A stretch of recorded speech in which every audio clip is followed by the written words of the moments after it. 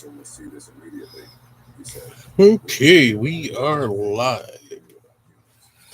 Well, that worked out. That worked out better than I thought it was going to. Not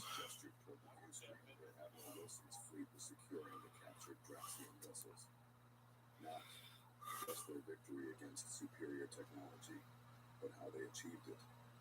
They combined ancient tactics with innovative technology. They prepared for threats they had never encountered. And most disturbing of all, he paused. They fight harder when protecting others than when protecting themselves. News of the lunar battle spread quickly through the Galactic Confederation. The Emergency Council meeting on the Confederation homeworld drew representatives from all 12 member species. Ambassador Zorax presented the battle footage with commentary from his observation team. When the presentation ended, High Counselor Bexy, the eldest of the Arcturian species, broke the stunned silence. In all my 300 cycles, I have never witnessed such disturbing combat behavior. The humans should not have won either engagement, said Defense Minister Kroll. Their technology is primitive compared to Draxian weaponry, yet they prevailed twice. Tactical analyst Carol brought up a holographic display showing human battle formations. They use strategies developed for their ancient ocean warfare. They adapt old ideas to new environments instead of developing proper space combat doctrine. Ambassador Zorax nodded. And that is precisely why they are dangerous. They think differently than we do. They do not follow expected patterns. While the Confederation Council debated, the Draxian horde was claiming its revenge. High Commander Krex addressed his war council aboard their massive flagship. His red scales flushed darker with anger as he spoke. Twice we have been humiliated by these primitive beings, he growled. No more testing, no more small engagements. We will launch a full attack on their homeworld. The humans will learn what it means to challenge the Draxian horde. On Earth, the United Nations Security Council convened an emergency session. Admiral Catherine Wilson presented her analysis of the two battles against the Draxians. President Stephen Clark listened carefully before addressing the gathered representatives. We've won 2 battles, but this is not over, he said firmly. Our intelligence suggests the Draxians are preparing a much larger attack. We need to be ready. Defense Minister Patricia Wong stood up. We've been preparing for this possibility since first contact with the Viridians last year. Operation Guardian is ready to implement. In orbit around Earth, civilian space stations were quickly converted to military use. Engineers worked around the clock to install weapon systems that had been designed years earlier, but never deployed. Captain Ben Martinez supervised the transformation of Space Station Liberty, the largest human habitat in orbit. I need those railgun platforms operational. Oh, somebody's on. Told his engineering team. The early warning system indicates the Draxians are already on the move. Dr. Linda Chen, head of Earth's Advanced Weapons Research, unveiled her team's secret project to the military leadership. We call it the Swarm, she explained, showing them footage of thousands of small autonomous drones. Each unit is simple, but together they can overwhelm complex defense systems by sheer numbers. General Paul Rivera frowned. Have they been tested? Dr. Chen shook her head. Not in actual combat, but the simulations are promising. Good enough, said General Rivera. Get them ready for deployment. The Confederation observation post detected the approaching Draxian fleet 3 days later. Ambassador Zorax immediately sent warning to the Council. 23 warships detected. This is no longer a border skirmish. This is an invasion force. Psychiatrist looked troubled. Should we warn the humans? Military advisor Krell shook his head. Our directive is clear. We observe only. We must not interfere. But Ambassador Zorax had been studying human behavior. I believe they already know. He was right. Earth's early warning system, a network of stealth satellites extending to the edge of the solar system, had detected the Draxian fleet. Admiral Wilson addressed the combined Earth Defense Forces from her command center beneath the Pacific Ocean. This is what we've been preparing for, she said, her voice calm and determined. The Draxians believe their superior technology guarantees victory. They're wrong. What they have their technology will match with ingenuity and determination. Colonel Steve Jackson led the first line of defense, a fleet of seemingly unarmed transport vessels positioned in the path of the approaching Draxians. When the alien fleet came within range, Hi, they Allison. deployed their cargo. Thousands of space mines disguised as debris. The Draxian advance guard hit the minefield first. Effie, how are you? Across the front of their formation, disabling 3 ships and damaging several others. The main fleet slowed, giving Earth's defenders precious time. Captain Maria Alvarez commanded the stealth vessel Shadow. Her mission was to get close enough to the Draxian flagship to deploy Dr. King's swarm. As the ship slipped between massive alien vessels, she spoke quietly to her nervous crew. Steady, everyone. We've trained for this. They can't see us if we maintain our current speed and trajectory. In the Confederation observation post, the aliens watched with growing disbelief. Science Officer Mila pointed to her sensor readings. The humans have developed functional stealth technology. They're using sensor-absorbing materials we thought were beyond their metallurgical capabilities. The battle escalated quickly. Earth's main defense fleet engaged the Draxians in Jupiter's orbit. The human vessels were outnumbered and outgunned, but they used the gas giant's powerful gravity and radiation belts to their advantage. Fighter squadrons led by Major Eric Powell drew Draxian ships into tight pursuit courses that brought them dangerously close to Jupiter's atmosphere. Pull up at the last possible second, Major Powell instructed his pilots. Their ships are heavier than ours. They can't pull out of the dive as quickly. 3 Draxian cruisers were lost to Jupiter's crushing gravity before they changed tactics. Meanwhile, Captain Alvarez's Shadow had reached its target. Deploy the swarm, she ordered. Thousands of small drones poured from her ship's cargo bay, heading toward the Draxian flagship. Each drone was barely larger than a human hand, but carried a small explosive charge and sophisticated targeting systems. The Draxians, used to defending against large weapons, were unprepared for this form of attack. Their point defense systems were overwhelmed by the sheer number of tiny targets. The drones penetrated the flagship's outer defenses and targeted its sensor arrays, weapon systems, and engine controls. High Commander Krex roared in anger as his bridge displays went dark. What is happening? Some kind of small attack drones, reported the second in command. They're everywhere. Our systems are failing. In the Confederation observation post, the aliens watched the innovative attack with a mixture of horror and fascination. Military advisor Krell shook his head in disbelief. They're using a biological model for warfare, he said, like insect swarms from their planet. No civilized species would consider such a tactic. It's primitive, yet effective, noted Ambassador Jorax. The tide of battle turned as the crippled Draxian flagship lost coordination with the rest of the fleet. Admiral Wilson seized the opportunity, ordering her reserve forces into action. The Earth fleet executed a complex maneuver, encircling a portion of the disorganized Draxian forces and forcing their surrender. High Commander Krex, seeing his invasion, plan collapsing, ordered the remaining ships to target Earth directly. If we cannot conquer them, we will make them suffer. But Earth had one final layer of defense. As the Draxian ships approached, a network of ground-based energy weapons activated. The system, hidden beneath what appeared to be ordinary astronomical observatories, fired precisely targeted energy beams at the approaching vessels. In his command bunker, Defense Minister Wong watched the system perform exactly as designed. Checkmate, he said quietly. In the Confederation observation post, Ambassador Jorax turned to his colleagues. We have grossly underestimated these humans, he said solemnly. They are not just fighting for survival. They are fighting for each other, and that is more dangerous than we ever imagined. The aftermath of the failed Draxian invasion brought a tense quiet to the solar system. Earth's defense forces remained on high alert as they secured captured alien vessels and tended to the wounded. In orbit, repair crews worked to fix damaged stations and ships.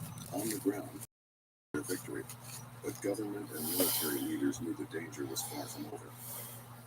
At the Confederation observation post, Ambassador Zorax prepared a detailed report for the council.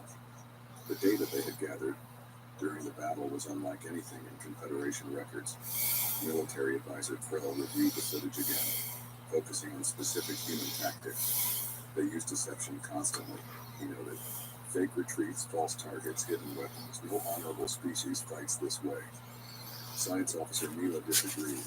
It's not about honor for them. It's about survival and protecting each other. Psychologist Shintar had been studying human communications intercepted during the battle. Listen to this. Yeah. Playing a recording of radio chatter between fighter pilots. My engines are hit. I'm losing power, said one pilot, his voice strained but controlled. Hang on, Joe. I'm coming to get you, responded another pilot immediately.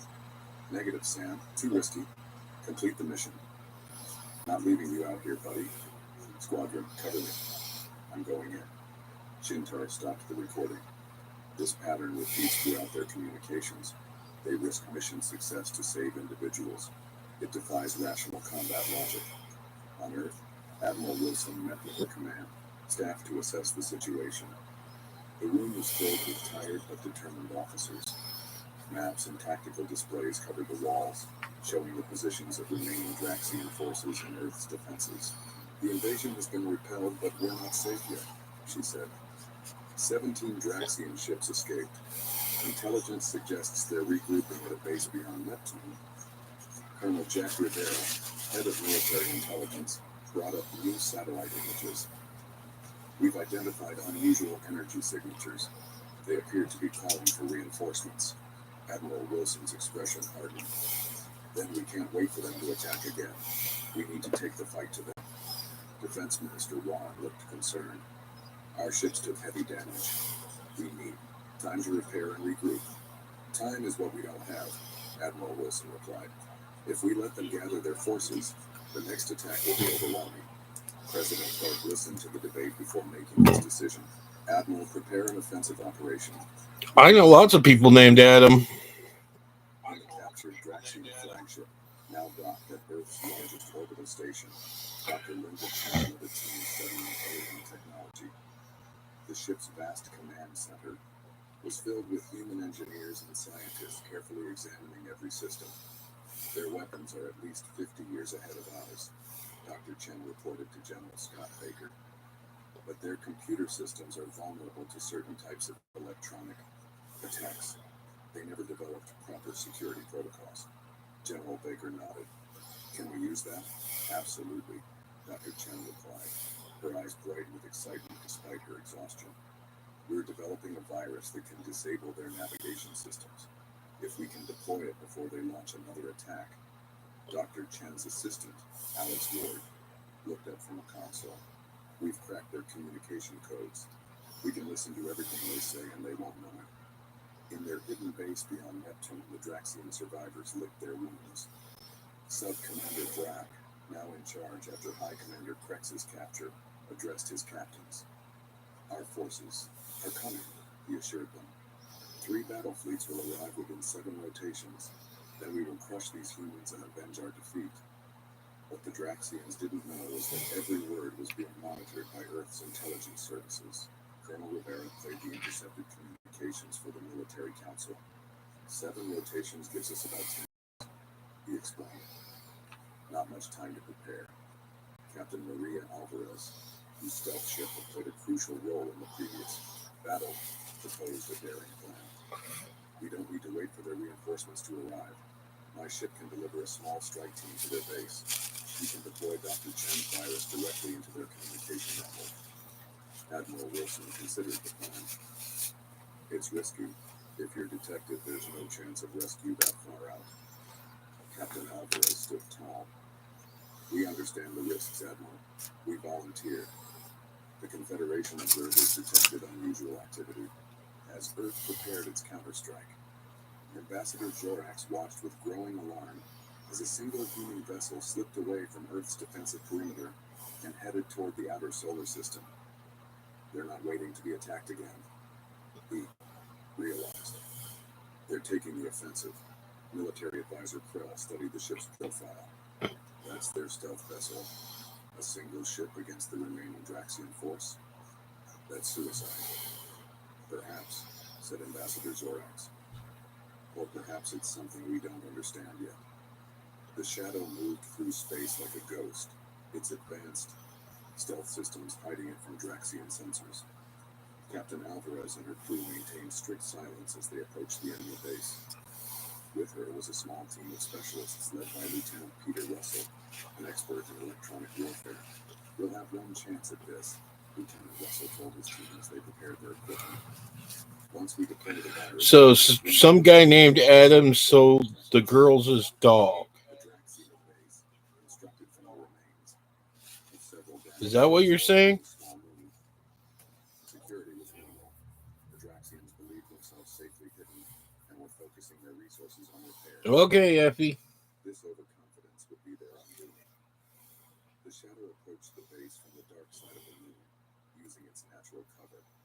Once in position, Captain Alvarez gave a simple order. Launch the insertion team. Lieutenant Russell and 3 specialists left the ship in small one-person pods designed for absolute stealth. They navigated to a maintenance airlock on the outer ring of the Draxian base. Using tools reverse-engineered from captured Draxian technology, they bypassed the security systems and entered the base undetected. In the Confederation observation post, the aliens watched with astonishment. Science Officer Mila could barely believe what she was seeing. They sent 4 individuals against an entire base. The probability of success is virtually 0. Inside the base, Lieutenant Russell's team moved with practiced precision. They located a central computer node and connected Dr. Chen's device, a small innocuous-looking box that immediately began uploading the virus into the Draxian network. 60 seconds, whispered Lieutenant Russell, watching the progress bar on his tablet. A Draxian patrol passed nearby. The humans froze, pressing themselves into shadows. The patrol passed without noticing them. 90 seconds. Lieutenant Russell updated. Almost there. The virus completed its upload. Immediately, Draxian systems throughout the base began to fail. Alarms sounded, but the emergency protocols activated by the virus sent the Draxians to the wrong... Well, I'm sorry somebody stole their dog, but Mission accomplished. Lieutenant Russell reported why did they think Adam lived at your house? returning to extraction point. The team made it back to their pods and launched, just as the Draxians realized what had happened. By the time the aliens organized a proper response, the shadow was already gone, slipping away into the vastness of space. In the Confederation observation post, the aliens were silent. Finally, Ambassador Zorax spoke. They sent 4 individuals on what should have been a suicide mission. Those humans knew they might not return, yet they volunteered. I do not understand, admitted military advisor Krell. That, said Ambassador Zorax, is exactly what makes them so dangerous. The virus deployed by Lieutenant Russell's team spread through the Draxian communication network with devastating efficiency. Not only did it cripple the systems at their base beyond Neptune, but it also transmitted false information to the approaching reinforcement fleets. The Draxian battle groups received coordinates that would scatter them across the solar system, making them easy targets for Earth's defense forces. In Earth's military headquarters, Admiral Wilson watched the data feeds with grim satisfaction. The virus is working. Their fleet is splitting up just as we planned. President Clark studied the tactical display. How long until they realize they've been tricked? A few hours at most, replied Colonel Rivera. But by then it will be too late. We'll be waiting for them. Earth's fleet, bolstered with technology salvaged from captured Draxian vessels, moved into position. Ships that had been damaged in the previous battle were back in service, many with improvised repairs and hastily integrated alien weapons. Captain Ben Martinez, now commanding a hybrid vessel with both human and Draxian technology, addressed his nervous crew. This ship might be a bit of a patchwork, but so is every great innovation in human history. We adapt, we improve, we survive. The first Draxian battle group arrived at the coordinates provided by the virus, expecting to rendezvous with their comrades. Instead, they found Earth's main battle fleet. All right. Before they could regroup and retreat, Draxians didn't expect them to have. Captain Susan Lee commanded the leader. Yellow or orange eyes? Concentrate fire on their command vessels. Use the new targeting. Data. Their shields are weakest at the junction points. The Draxian ships, confused by the precise attacks targeting vulnerabilities they thought were unknown to humans, attempted to retreat, but the virus had also affected their navigation systems. Several ships collided in the chaos. In the Confederation observation post, the aliens watched the battle unfold with growing concern. Military advisor Krell paced nervously. This is unprecedented. The humans should not have this level of knowledge about Draxian technology. They learn quickly, observed Ambassador Zorax. Too quickly. Science Officer Mila analyzed the battle data. They're not just using Draxian technology, they're improving it. Look here.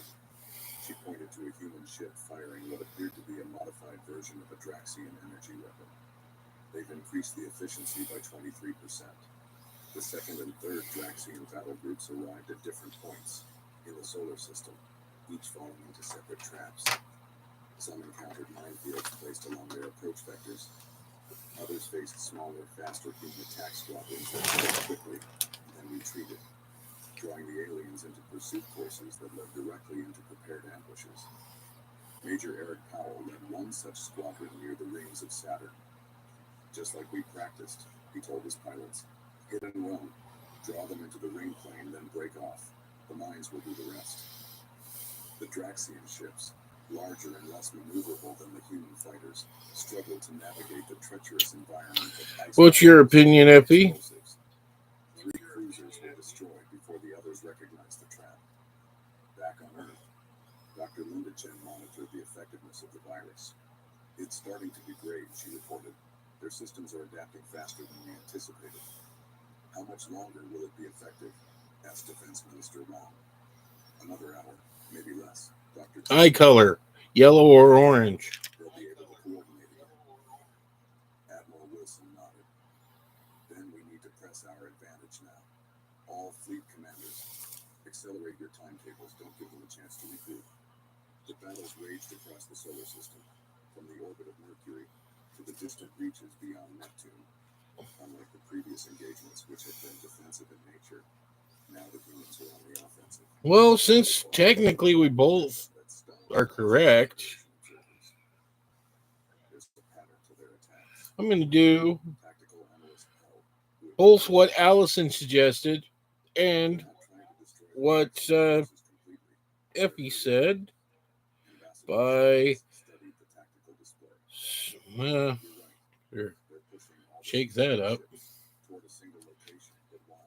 The answer became clear as the scattered Draxian vessels retreating from multiple failed engagements gathered near the orbit of Mars. Waiting for them was Earth's newest weapon, deployed for the first time. 6 large space stations, arranged. One drop. Hexagonal pattern, Ouch. powerful energy beams that connected to fauna containment field. Dr. Peter Grant, the lead scientist behind the project, explained to President Clark as they watched from the safety of Earth orbit. The field is based on principles we learned from studying Draxian shield technology, but we've modified it. Instead of keeping things out, it keeps things in. The trapped Draxian ships fired desperately at the energy barrier, but their weapons had no effect. After several futile attempts to break free, the Draxian fleet commander opened a communication channel to Earth. Admiral Wilson received the transmission. The alien commander's scared face filled the screen, his expression a mixture of rage and disbelief. How is this possible? You are a primitive species. You should not have this technology. Admiral Wilson's reply was calm. We adapt. It's what humans do best. After a tense negotiation, the Draxians agreed to surrender terms. The remaining ships would be allowed to leave the solar system with minimal crews, never to return. The rest of their personnel would remain as prisoners until formal peace terms could be arranged. The Draxian commander had little choice but to accept. The Confederation observation post, Ambassador Zorax finalized his report to the Council. The implications were clear and disturbing. Humans were not just another emerging species to be carefully guided into the galactic community. They represented something entirely new, a civilization that could absorb and improve upon advanced technology at an alarming rate, and possessed a form of warfare unlike anything seen before. We must reassess everything, he told his colleagues. The humans don't fight like us. They don't think like us. Traditional models of species development don't apply to them. Psychologist Shintar had been unusually quiet throughout the final battle. Now she spoke. Do you know what disturbs me most? Not their adaptability or their unusual tactics. It's what they did after achieving victory. She brought up footage showing human medical teams treating wounded Draxian prisoners. They fight with terrifying efficiency, but then they show mercy to the same beings who tried to destroy them. I cannot reconcile these behaviors. Military advisor Krell nodded slowly. That is precisely what makes them dangerous. As Earth celebrated its victory, Admiral Wilson stood alone in her office looking out at the night sky. The stars seemed different now, knowing what was out there. President Clark found her there and joined her at the window. We've won, he said. Earth is safe. Admiral Wilson shook her head slightly. For now. But we've revealed ourselves to the galaxy. The Draxians won't be the last aliens we encounter. Are you concerned? She turned to face him. No, I'm hopeful. We've proven something important today. What's that? That humanity belongs among the stars. Not because we're peaceful or perfect, but because we're survivors. We adapt, we learn, and when necessary, we fight. Unknown to either of them, Ambassador Zorax had come to the same conclusion. His final recommendation to the Confederation Council was simple and direct. Do not engage humans in warfare. Offer them membership instead. Better to have these terrifying warriors as allies than as enemies.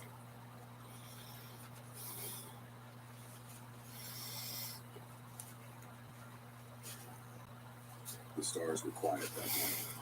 Commander Zaxtal stood on the bridge of his warship, looking at the strange beacon floating in space. His purple skin glowed softly in the dim light. The beacon was old, very old. It spun slowly, sending out a weak signal that his ships had picked up 3 days ago. What does it say? Zaxtal asked his science officer. The officer checked his screen again. The same message, Commander. It says we should stay away from the Sol system. It warns about the humans who live there. Zaxtal laughed, his forearms crossed over his chest. Humans? I've never heard of them. Have you? No, Commander, but this beacon is not alone. We found 6 others like it. They all say the same thing. The commander moved closer to the main screen. The beacon looked like a crystal glowing with blue light. Strange symbols covered its surface. They were not Zephyrian symbols. They were much older. These beacons were left by the Vortec, the science officer continued. They died out 5,000 years ago. The other beacons come from races that are also gone now. Dead races trying to scare us with stories, Zaxtal said. What exactly do they say about these? Humans? The officer read from the screen. Do not disturb the sleeping giants of Terrara. They are better left alone. This is the final warning from those who learned too late. Zaxtal's yellow eyes narrowed. He had led the Zephyrian fleet for 20 years. He had conquered 15 systems.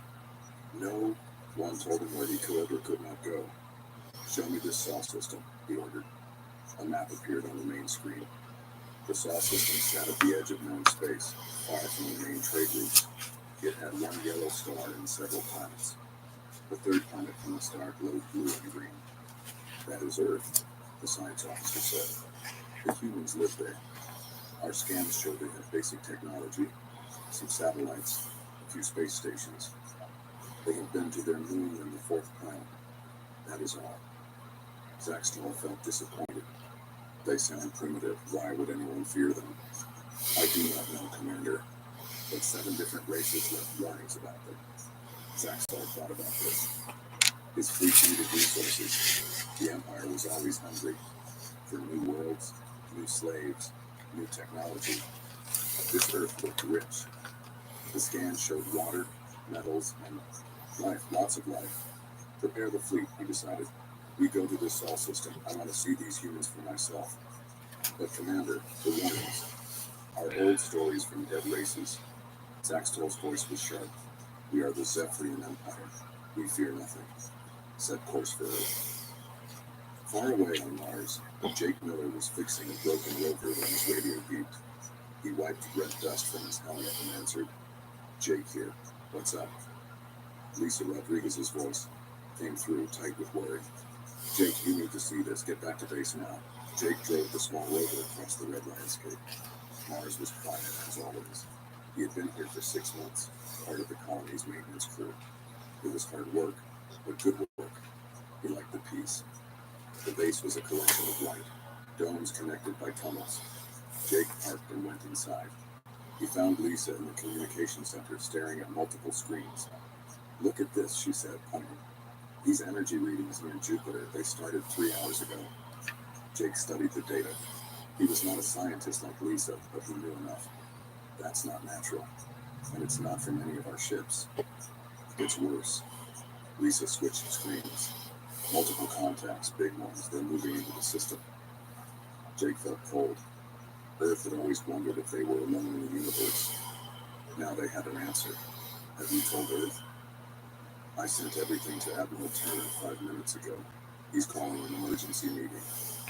On Earth, Admiral Frank Turner read the data from Mars. He was an old man with gray hair and hard eyes. He had spent 30 years in Earth Space Force. He had always known this day would come. "How many?" he asked his staff. 47, a young officer replied. "They're huge, sir. The biggest is 5 kilometers long." Turner nodded. He pressed a button on his desk. "This is Admiral Turner. Execute Protocol 7. This is not a drill. Unknown vessels have entered our system." Alarms began to sound. Military bases around the world, hidden facilities deep underground, came to life. Men and women in uniform moved quickly to their stations. In Nevada, Dr. Amy Chen got the call while she was sleeping. Come on. She dressed quickly and drove to a building that looked like a warehouse. Inside, an elevator took her down 20 floors to a massive underground complex. "Status report," she ordered as she entered the command center. 47 alien vessels approaching, her assistant reported. "They'll reach Earth in 6 days at current speed." Amy nodded. She was young for her position, only 35, but she was the smartest person. She'd been... Yeah, that's not going to work well. "Wake up the sleeping contact," she ordered. But he's got orange eyes. The Zephyrian fleet moved past the Yellow-orange eyes. watched it fade behind them. The old warnings meant nothing to him. He had the greatest fleet in the Empire. These humans, whoever they were, would kneel or die. "Commander," his communication officer called. "We're receiving signals from the third planet. Radio waves. Very primitive. Can you translate?" "We'll answer. Their language is simple. We should have translation in a few hours." Zaxtol smiled. Everything was going as planned. These humans were clearly not advanced. They still used radio waves. The Zephyrians had stopped using such primitive technology 1,000 years ago. "Sir," the weapons officer spoke up. "Request permission to charge main guns. Standard procedure for first contact." "Granted. But do not fire unless I order it. We may not need to destroy them. They might surrender peacefully." The fleet moved deeper into the system. They passed the outer planets, giant ball of gas and ice. Ahead lay the small rocky worlds, and among them, Earth. On the human homeworld, meetings were happening everywhere. President John Baker sat with his advisors. General Paul Anderson explained military options. Scientists shared what little they knew about the approaching ships. "Are they hostile?" the president asked. "We don't know, sir," General Anderson replied. "But they haven't tried to communicate, and their weapons are powered up." The president was quiet for a moment. He was a tall man with kind eyes, but those eyes were hard now. "If they come peace, we welcome them. If not, we're ready." "Sir," the general assured him. Deep beneath mountains and oceans, humanity's real defenses were waking up. Power systems that had been dormant for decades come to life. Weapons the public didn't know existed were checked and prepared. Captain Brad Johnson stood in a hangar that officially didn't exist. Before him sat a ship that looked like nothing special. It was blocky and gray, almost ugly. But Brad knew better. He ran his hand along its hull. "Time to wake up, old girl," he whispered. The Zephyrian fleet passed Mars. Jake and Lisa watched from their base, feeling very small. The alien ships were beautiful in a terrible way. They gleamed silver and purple, covered in weapons and strange technology. "They're not slowing down," Lisa observed. Jake nodded. "They're heading straight for Earth." As the Zephyrians approached, they scanned everything. Commander Zaxtal studied the reports with growing confidence. Earth's defenses seemed laughable. Some nuclear weapons, basic lasers, simple spacecraft. "This will be easier than I thought," he said. But deep in Earth's oceans, in bases the Zephyrians couldn't detect, Admiral Sandra King was giving orders. "Start bringing the deep fleet online, nice and slow. Let's not scare our guests too early." Humanity had been preparing for this day for a very long time.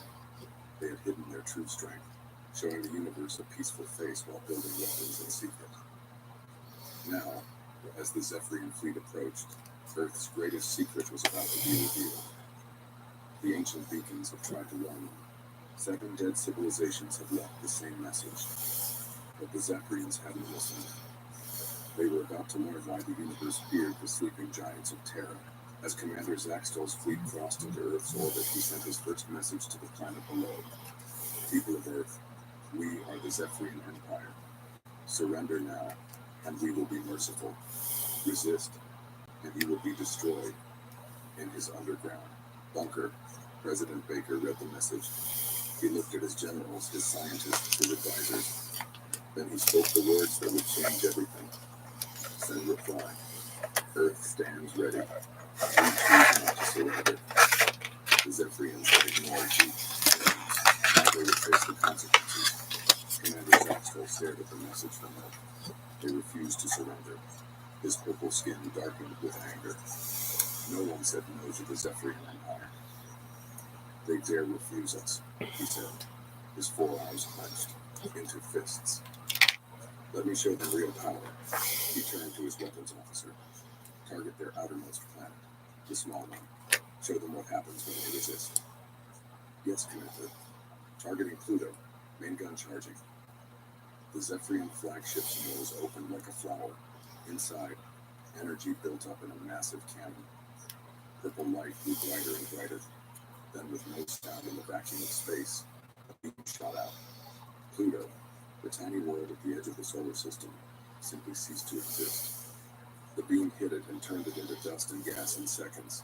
The planet was gone. On Earth, every screen showed the destruction. President Baker watched in silence. Around him, his advisors gasped, but General Anderson smiled, a cold smile. "We just made a big mistake," he said. "How is losing Pluto good for us?" asked the president. "Because now we know what we're dealing with." Dr. Amy Chen spoke from her underground base. "And we can respond properly. Mr. President, I recommend Protocol Omega." Baker nodded. Amy pressed her hand on the scanner. Machines read her palm print, her eye pattern, her DNA. A computer voice spoke. "Protocol Omega authorized. All hidden assets activating." Across the solar system, things began to change. On Earth's moon, sections of crater floors slid open. On Mars, fake mountains split apart. In the asteroid belt, what looked like ordinary rocks powered by weapon systems. Captain Brad Johnson sat in his ugly gray ship. Lights came on around him. The ship's real systems were waking up. What had looked like rust was actually special coating. What seemed like old engines were something else entirely. "All pilots, this is Johnson," he said into his radio. "Time to show our guests why the warnings exist. Launch when ready." 12 ships like his launched from the hidden base. They looked old and weak. The Zephyrians saw them coming and laughed. "Look at these primitives," said a Zephyrian officer. "Their ships are ugly metal boxes. Our shields will stop anything they have." The human ships spread out. They moved slowly, Carefully, the Zephyrians watched with amusement. Then Captain Johnson gave the order. Phase shift. Now. The human ships disappeared. No, not disappeared. They became like ghosts. See-through and strange. The Zephyrian sensors screamed with impossible readings. Where did they go? Zack fooled them. They're still there, Commander, but they're not. They're in some kind of phase state. Our computers can't understand it. The ghost ships moved through space like it was water. They ignored distance, ignored physics. They appeared inside the Zephyrin formation. Then they became solid again. Fire, Johnson ordered. The ugly human ships opened panels on their sides. Strange weapons emerged. They didn't shoot lasers or plasma. They fired something that looked like tiny black holes. A Zephyrian destroyer tried to raise shields. The black holes ate through them like they weren't there. The ship crumpled like paper, folded in on itself, and vanished. Impossible, Zaxel shouted. Our shields are the best in the galaxy. Another Zephyrian ship fired its main guns at the humans. The beams passed right through them. The humans had phase shifted again. They moved like ghosts, untouchable, then became solid just long enough to fire. 3 more Zephyrian ships died in seconds. Retreat, Zaxthal ordered. All ships pulled back. But as the Zephyrians tried to run, they found they couldn't. Space around them was wrong. Their engines worked, but they didn't move. It was like space itself was holding them. Commander, the science officer's voice shook. The humans are manipulating gravity. They've trapped us in some kind of field. Back on Earth, Dr. Amy Chan launched the battle data. Phase shift technology, check. Gravity manipulation, check. Antimatter weapons, check. Everything's working perfectly. How? President Baker asked. How do we have this technology? Amy smiled. We've always had it, sir. We just chose not to use it. Humans learned long ago that showing your true strength invites challenge. Better to look weak and develop in secret. The battle continued. The Zephyrians tried every weapon they had. Nothing worked.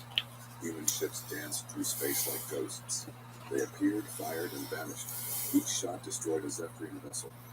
Commander Zaxthal watched his fleet die. 47 ships had entered the system. Now only 20 remained. He needed help. Send a message to the Empire, he ordered. Tell them we need reinforcements. Tell them the humans are not what they seem. The communication officer tried. I can't, sir. Something's blocking our signals. We can't send anything outside the system. Katie Brooks commanded the human ship Vengeance, one of the phase shift vessels. She was young, only 28, but she flew her ship like she was born with.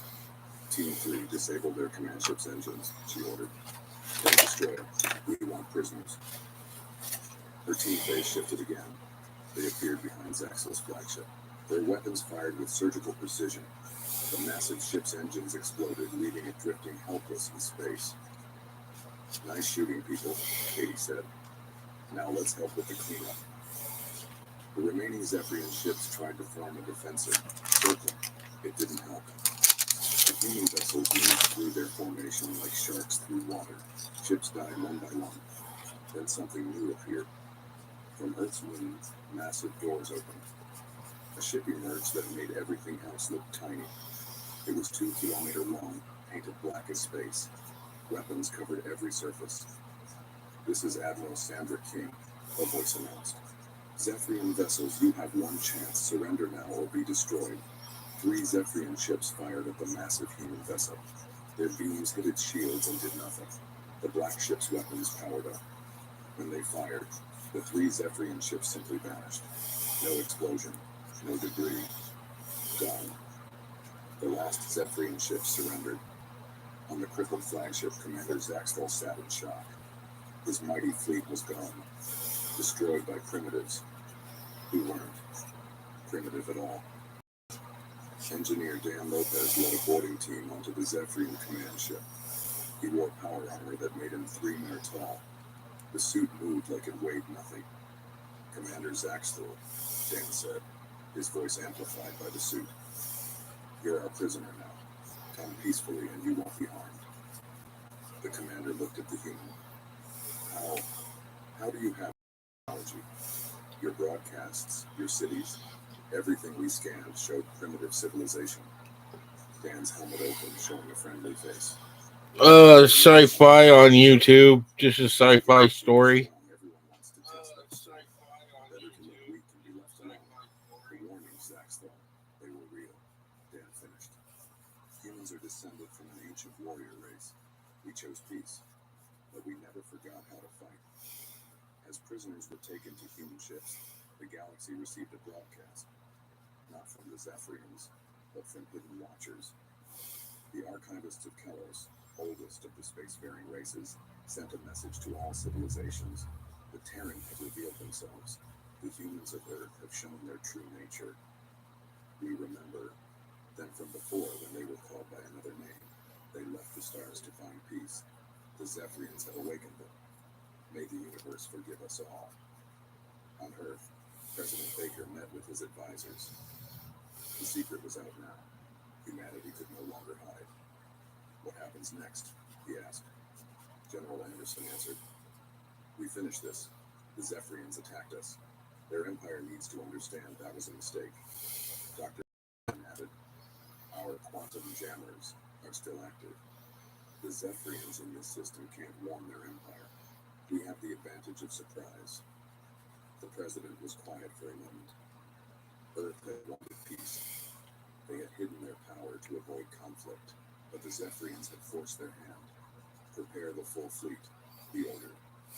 If the Zephyrians want war, we'll give them one they'll never forget. Across human space, hidden bases opened. Ships that had been sleeping for centuries powered up. Weapons that could crack planets were loaded. Soldiers put on armor that made them nearly immortal. In his cell, Commander Zaxtol finally understood the warnings. Humans weren't monsters. They were something worse.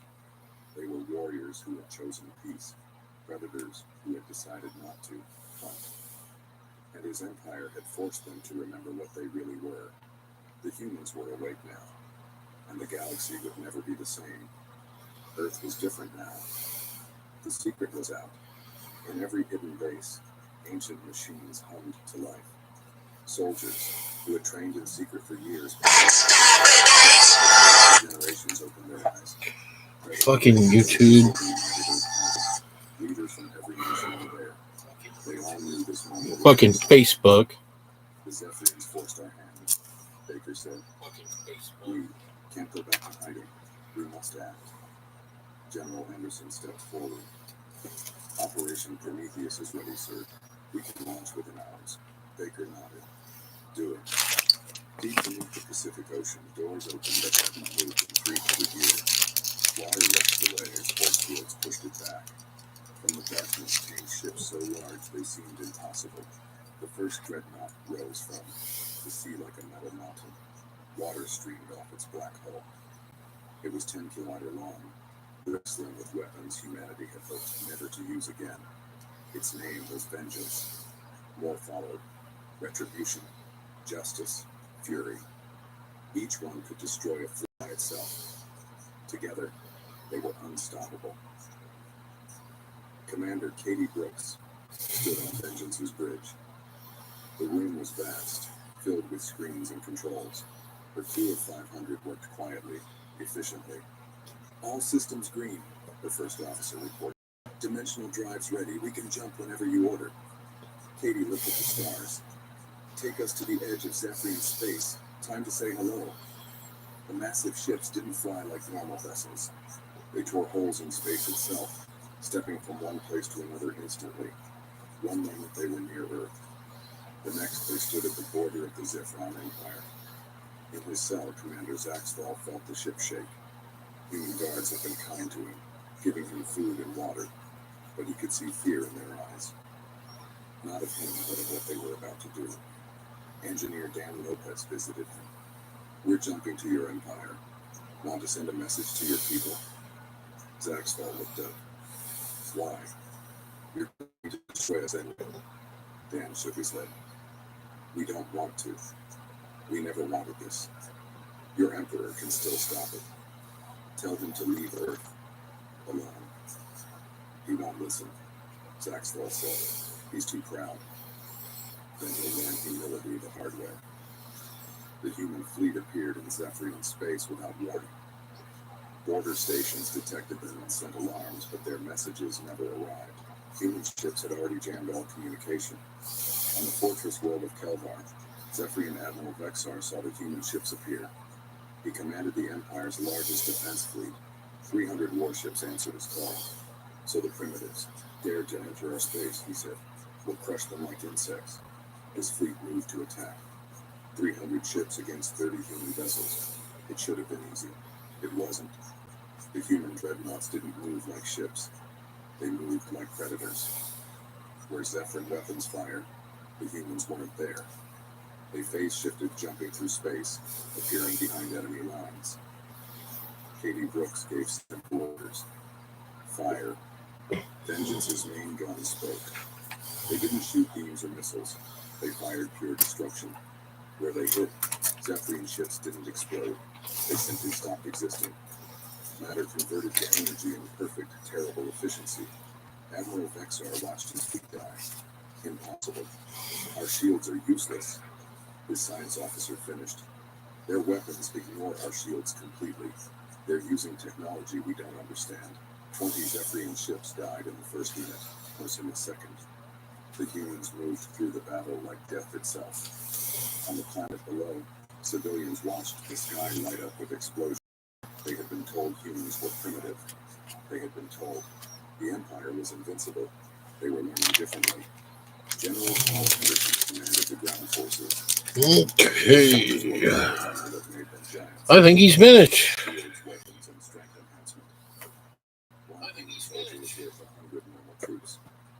Landing zone secured. Colonel Jack Foster reported. No civilian casualties. Military targets only. This was important. Humans didn't kill with no reason. They targeted military sites, command centers, weapon factories, but they left homes, schools, and hospitals untouched. Remember, Anderson told his troops, we're not here to destroy their civilization. We're here to teach them a lesson. The battle for Kelvar lasted 3 hours. When it ended, the Zephyrian defense fleet was gone. The planet's military was neutralized, but the city stood intact. The people, unharmed. Katie Brooks opened a channel to the planet. People of Kelvar, we are human. Your military attacked our world. We have responded. You are now under our protection. Any who surrender will be fairly. Any who resist will be stopped. The same scene repeated across the Empire's border worlds. Human fleets appeared from nowhere. They destroyed military targets with surgical precision. They avoided civilian casualties whenever possible. The Zephyrian Emperor... Okay. The rest of the big guy is done. He's going to go up here with the other two, and so what should I do yet next? The Fox Girl, or the one that I'm kind of thinking might be a dragon, might not be, I don't know. Kind of want to have a normal human, you know?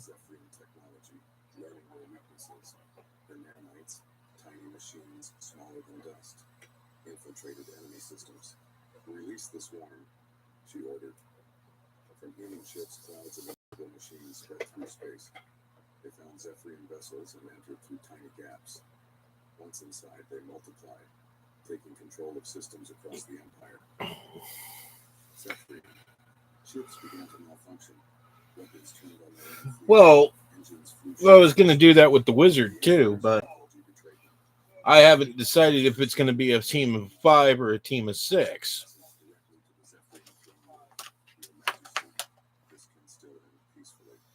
Order your forces to stand down. Accept Earth's sovereignty. We don't want to destroy your empire. The Emperor's response was proud and foolish.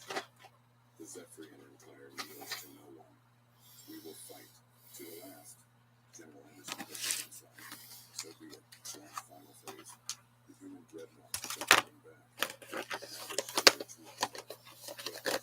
What do you girls think? Dragon or normal human? Or the Fox Girl? I would prefer to do a female character. And should there be 5 or 6? Allison says Fox Girl.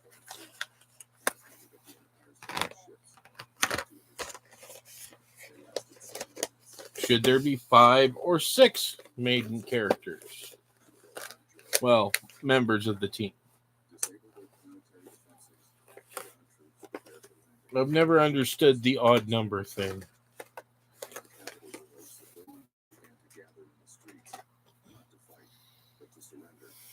They had seen what happened to worlds that resisted.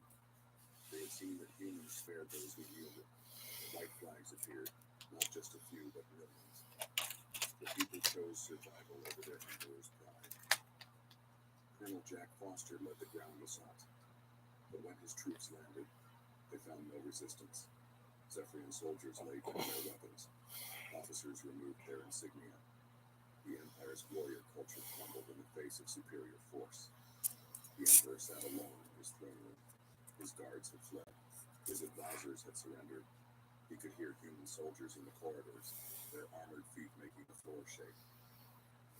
The doors. What do you think, Epi? Fox Girl or a Dragon Girl? That's how. Little threat the Emperor now posed. Sir, Bill said politely, I'm here to accept your surrender. Will you come peacefully? The Emperor, who had ruled 1,000 worlds, looked at this single human soldier. He thought of his destroyed fleets, his captured worlds, his surrendering people. He had no choice. I surrender, he whispered. The Zephyrian Empire, which had terrorized the galaxy for millennia, fell in less than a week, not through brutal destruction, but through precise, overwhelming force. Humanity had shown the galaxy what I'm surprised, though. pushed too far. Dragon Girl's going to have this. Ancient races remembered old stories. The archivist sent another message. The sleepers have awakened. The warriors of old walk among the stars again. Let all who hear this remember. Humanity chose peace. Well, I know a military unit can be 5 or 6 or 7 or 8. His footsteps echoing on the crystal floor. The Emperor sat on his throne, no longer proud. His purple skin was pale. His forearms hung limp. Your Majesty, Steve said gently, we need to talk about the future. The Emperor looked up. What future? You've destroyed everything. Steve shook his head. We destroyed your military. Your people still live. Your world still turn. You can rebuild. But differently this time. Why? The Emperor asked. Why show mercy? We would have enslaved your people. Steve sat down on the steps below the throne. He was a small man with kind eyes. Let me tell you a story. Long ago, humans were different. We were warriors, conquerors. We ruled this galaxy with iron fists. The Emperor's 6 eyes widened. You ruled the galaxy? We did. And we were monsters. We destroyed anyone who opposed us. Entire species died because they looked at us wrong. We were called the progenitors then. The whole galaxy feared us. Steve paused, remembering the old records. Then something changed. We saw what we had become. We looked at the death, the There it fear, is. the hate we had created, and we chose to change. How? The Emperor whispered. We gave up our empire. We found a small world called Earth. We destroyed most of our weapons, hid the rest. We started over, teaching our children peace instead of war. It took thousands of years, but we changed who we were. Effie, are you going to say anything? Then he asked, have you kept the weapons? You kept the knowledge. Some of it, Steve admitted, hidden, locked away. We hoped never to use it. We wanted to explore the stars in peace, make friends, learn new things. But we knew someday someone might force us to remember what we were. And you did. That, the Emperor said sadly, you did when you destroyed Pluto. You crossed a line. When you demanded our surrender, you woke the old memories. We tried to warn you, Steve said. The beacons. I thought they were lies, the Emperor interrupted. Old stories to scare children. Many did. That's why we put out the warnings. We knew how we must look to the galaxy. A small world with basic technology. We wanted it that way. If people thought we were weak, they would leave us alone. Meanwhile, on the captured Zephyrian worlds, Colonel Jack Foster led the occupation forces. But it wasn't like any occupation in history. Human soldiers helped rebuild what they had destroyed.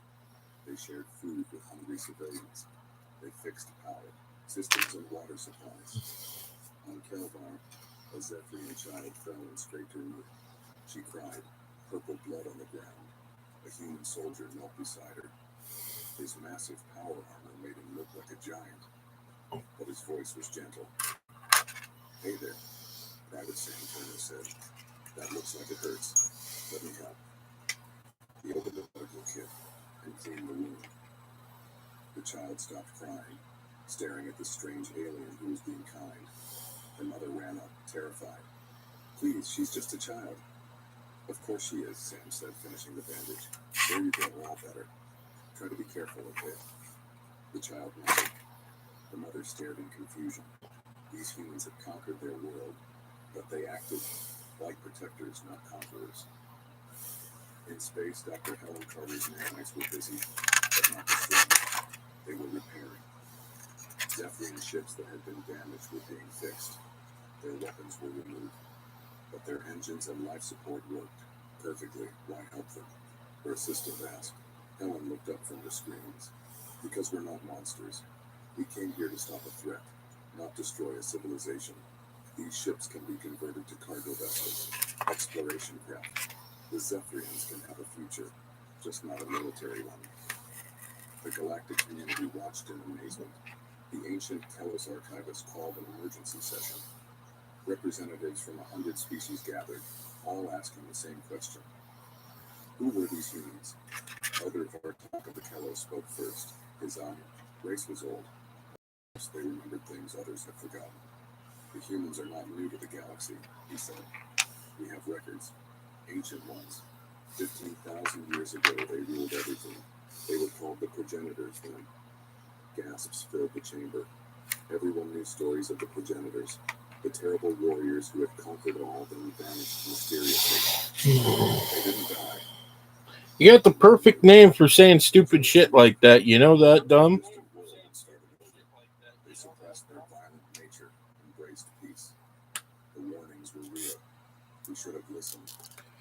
Think you're going to be funny and troll, right?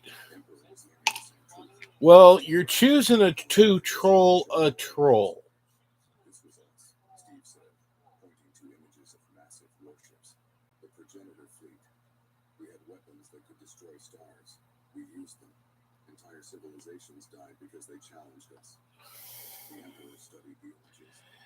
You ever think maybe I did that on purpose? My name is obviously a comedy bit. Oh, look. We have a dumbass. His name truly suits him. Let me go. What do you girls think? Should we report him? Or should we just put up with him and make him feel really bad about his choices?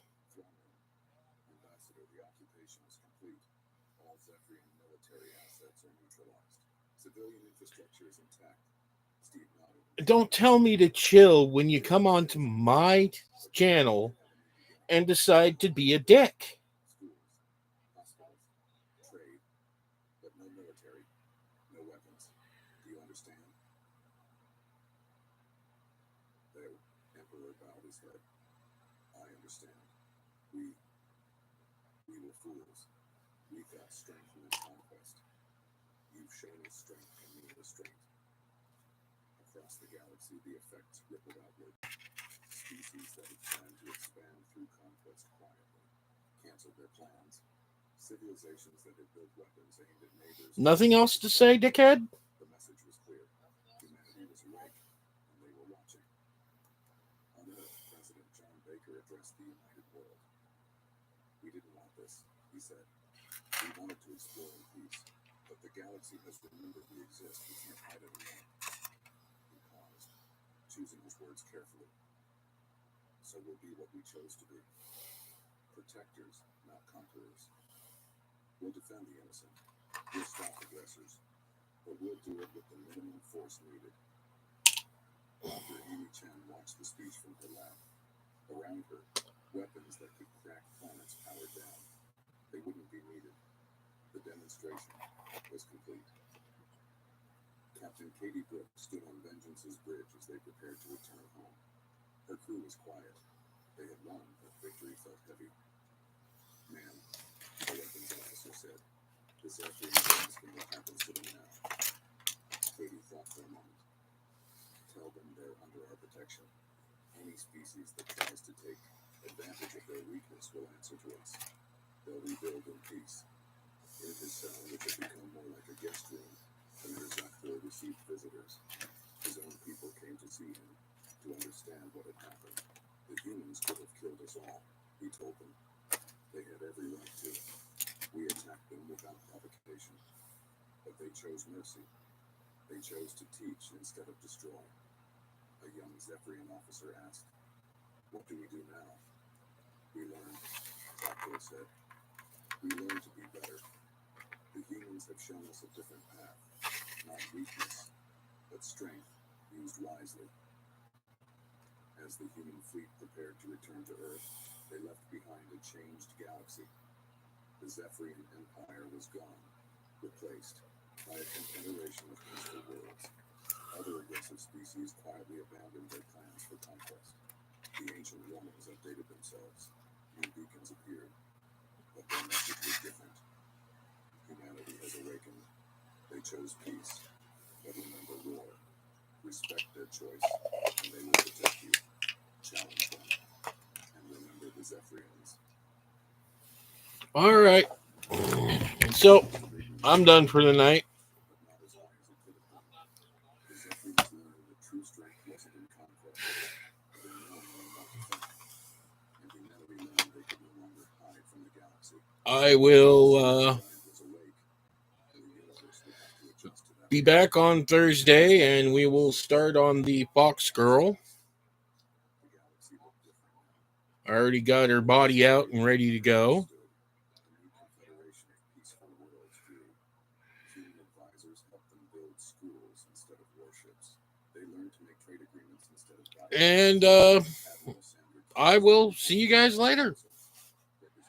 Have a good night. Civilization filled the great chamber. Some looked at her with fear, others with respect. All listened carefully.